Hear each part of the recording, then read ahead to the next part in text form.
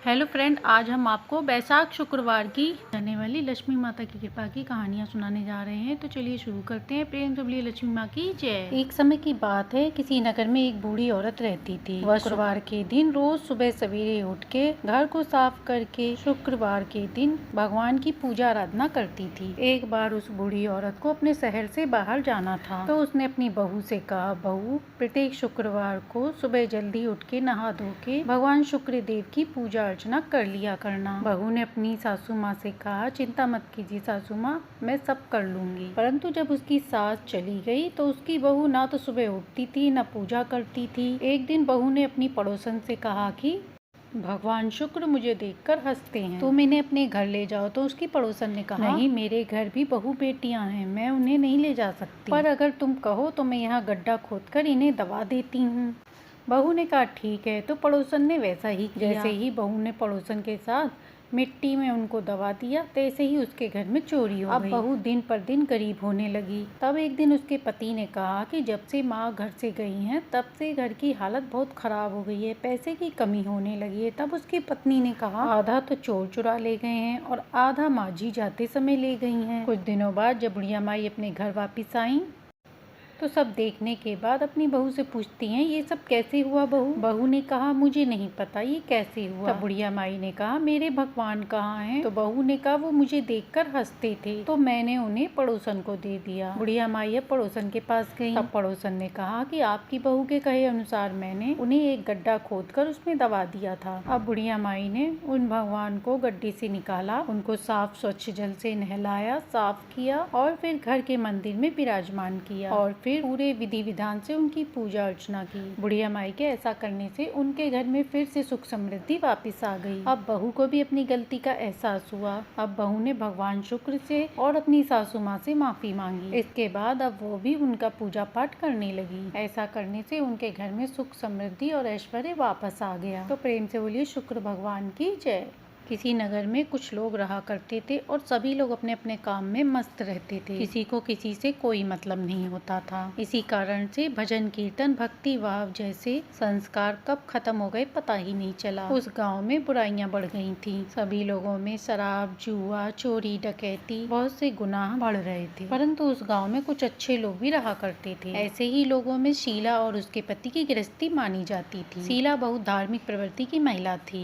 उसका पति भी संतोषी, विवेकी और सुशील था। वो दोनों कभी भी किसी की बुराई नहीं किया करते थे और प्रभु भजन में अच्छी तरह अपना समय व्यतीत कर रहे थे। सभी लोग उनकी गृहस्थी की सराहना करते थे। देखते ही देखते समय बदल गया और शीला का पति जल्द से जल्द पैसा वाले बनने के लालच में बुरे लोगों से दोस्ती कर बैठा। कहते हैं ना, अच्छी संगति का असर अच्छा होता है और बुरी संगति का असर बुरा ही होता है। इसलिए हमें सदा अच्छे लोगों से ही संबंध रखना चाहिए। इसलिए वह गलत रास्ते पर चल पड़ा। इसके फलस्वरूप करोड़पति बनने के बजाय वो रोड़पति बन गया। अब उसकी हालत रास्ते पे भटकते भिखारी जैसी हो गई थी। शराब, जुआ, रेस, चरस, गांजा, इन सब बुरी आदतों में शीला का पति भी फंस गया था। दोस्तों के साथ उसे भी शराब की आदत हो गई थी, जिससे उसने अपना सब कुछ रेस में गवा दिया था। अब शीला अपने पति के ऐसे बर्ताव से बहुत दुखी रहने लगी, परंतु वह यह सब सोच के सहने लगी कि एक दिन सब कुछ ठीक हो जाएगा। शीला अपना समय प्रभु की भक्ति में बिताने लगी। अचानक एक दिन उसके घर पर किसी ने दोपहर को दस्तक दी। शीला ने द्वार खोला तो देखा कि उसके आगे एक बड़ी बूढ़ी सी माझी खड़ी हैं। उनके चेहरे पर एक अलौकिक तेज निखर रहा था। उनकी आंखों में अमृत बरस रहा था और उनका भव्य चेहरा करुणा और प्यार से भरा था। उनको देखते ही शीला के मन में अपार शांति छा गई। शीला के रोम रोम में आनंद छा गया। शीला उन माझी को आदर के साथ अंदर लाई और एक फटी हुई चादर पे सुकचा कर बैठाया और शीला ने कहा, माँ जी, मेरे घर में कुछ भी नहीं है जिस पर मैं आपको बैठा सकूं, इसलिए माँ मुझे माफ करना। मैं आपको फटी हुई चादर पर बैठा रही हूँ। माँ तो शीला की बातों से मंद मंद मुस्कुरा रही थी। माँ जी शीला के पास आई और प्रेम भरे शब्दों से बोली, शीला, क्या तुमने मुझे पहचाना नहीं? हर शुक्रवार को तुम लक्ष्मी जी के मंदिर में भजन कीर्तन करने वहाँ आती थी, वहाँ मैं भी आती थी। परंतु शीला कुछ नहीं समझी। फिर माँ जी ने कहा, तुम बहुत दिनों से मंदिर नहीं आ रही हो, इसलिए मैंने सोचा कि चलो तुमसे मिल ले आऊं। माँ जी के अति प्रेम भरे शब्दों से शीला का हृदय पिघल गया। उसकी आंखों में आंसू आ गए और वह बिलक बिलक कर माँ के सामने रोने लगी। शीला को रोते हुए देखकर माँ ने कहा, बेटी सुख और दुख तो धूप और छांव है, एक दूसरे के पीछे आते ही जाते हैं। धैर्य रखो बेटी, धैर्य रखो, तुम्हारे सुख के दिन भी अवश्य आएंगे। और तुझे क्या परेशानी है, मुझे सारी बात बता दे। माँ जी के ऐसा कहते ही शीला को बड़ा आनंद हुआ और उसने माँ जी को सारी कहानी सुना दी। उसकी कहानी सुनकर माँ ने कहा, कर्म की गति न्यारी होती है, हर इंसान को अपने कर्म भुगतने ही पड़ते हैं, इसलिए बेटी तू चिंता मत कर। अब तू अपने कर्म भुगत चुकी है, अब तेरे सुख के दिन भी अवश्य आएंगे। तू माँ लक्ष्मी जी की भक्त है। माँ लक्ष्मी तो प्रेम और करुणा की अवतार हैं। वे अपने भक्तों पर हमेशा ममता बनाए रखती हैं, इसलिए तू धैर्य रखे, माँ वैभव लक्ष्मी का व्रत कर, ऐसा करने से सब कुछ ठीक हो जाएगा। माँ जी के मुख से ऐसा सुनकर शीला ने कहा, माँ मुझे व्रत की विधि तो पता नहीं। तब माँ ने उसे व्रत की सारी विधि बताई। माँ ने कहा, बेटी माँ लक्ष्मी का व्रत बहुत सरल है, इसे वरद लक्ष्मी या वैभव लक्ष्मी व्रत कहा जाता है। इस व्रत को करने वाले की सभी मनोकामनाएं पूर्ण होती हैं और यश की प्राप्ति होती है। शीला यह सब सुन के आनंदित हो उठी। शीला ने संकल्प करके आंखें खोली तो सामने कोई नहीं था।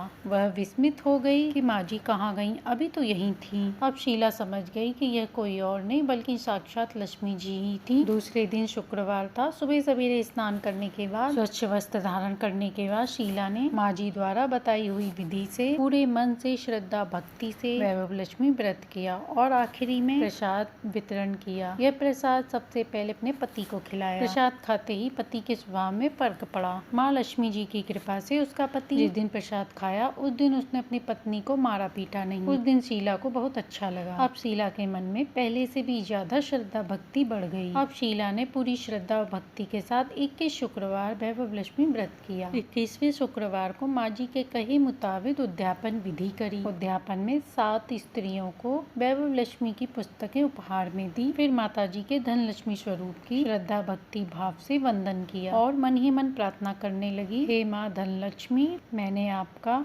व्रत करने की मन्नत मानी थी, वह व्रत आज पूर्ण किया है। हे माँ, हमारी हर विपत्ति को दूर करें, हमारा कल्याण करें, घर में सुख शांति समृद्धि दें, जिसे संतान ना हो उसे संतान देना, सौभाग्यवती स्त्री का सौभाग्य खंड रखना, कुंवारी लड़की को मन भावन पति देना, जो भी आपका ये चमत्कारी व्रत करे उनकी सब विपत्ति को दूर करना। हे माँ, आपकी महिमा अपार है। ऐसा बोलकर लक्ष्मी जी की धन लक्ष्मी स्वरूप को प्रणाम किया। व्रत के प्रभाव से शीला का पति अच्छा इंसान बन गया और अब वह मेहनत करके अच्छा व्यवसाय करने लगा। उसने तुरंत शीला के गिरवी रखे गहने भी छुड़ा लिए। घर में धन की बाढ़ सी आ गई। घर में पहले जैसी सुख शांति छा गई। वैभव लक्ष्मी व्रत के प्रभाव को देखकर मोहल्ले की और भी स्त्रियां भी व्रत करने लगी। तो सभी प्रेम से बोलिए वैभव लक्ष्मी माँ की जय। अब जानते हैं इसकी उद्यापन विधि। इस व्रत में जितनी भी मन्नत मानी हो 11 या 21 उतने शुक्रवार व्रत के आखिरी में उद्यापन करना चाहिए। आखिरी शुक्रवार को प्रसाद के लिए खीर बनानी चाहिए। जिस प्रकार हम हर शुक्रवार को पूजन करते हैं वैसे ही इस बार भी करना चाहिए। पूजन के बाद माँ के सामने एक श्रीफल फोड़े, फिर कम से कम 7 कुंवारी कन्या या सौभाग्यशाली स्त्रियों को बुलाना चाहिए। स्त्रियों को कुमकुम का तिलक लगाएं। इसके बाद वैभव लक्ष्मी की एक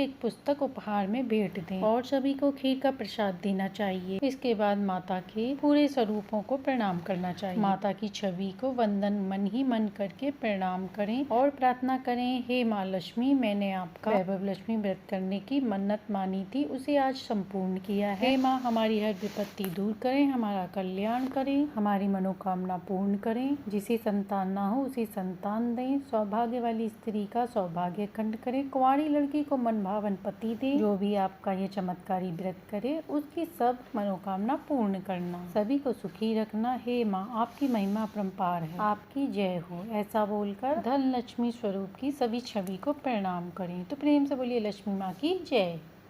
तो ये थी शुक्रवार के दिन सुनी जाने वाली लक्ष्मी माता की कहानी। इनसे बैसाख मास में सुनने से लक्ष्मी माता की विशेष कृपा प्राप्त होती है। कहानी अच्छी लगी हो तो लाइक एंड सब्सक्राइब करें।